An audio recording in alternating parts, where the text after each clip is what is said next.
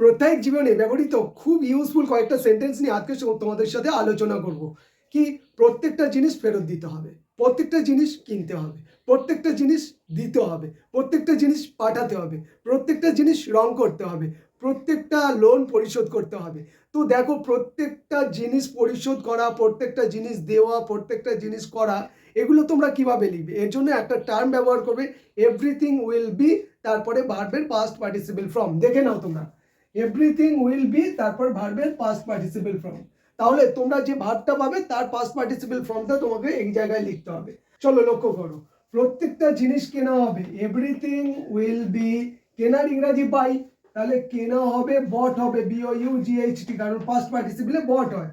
প্রত্যেকটা জিনিস ফেরত দেওয়া হবে, এভরিথিং উইল বি, ফেরত দেওয়ার ইংরাজি হচ্ছে রিটার্ন, RETURNED, রিটার্ন।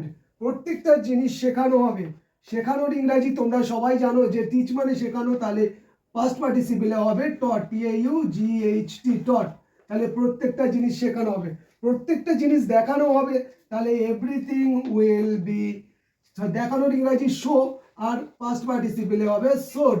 প্রত্যেকটা জিনিস দেখানো হবে। প্রত্যেকটা জিনিস রং করা হবে, তাহলে এভরিথিং উইল বি, কি হবে রং করার ইংরেজি জানো? পেইন্ট, PAINT, তার সাথে ইডি যোগ করবো, পেইন্টেড, পাস্ট পার্টিসিপল হলো।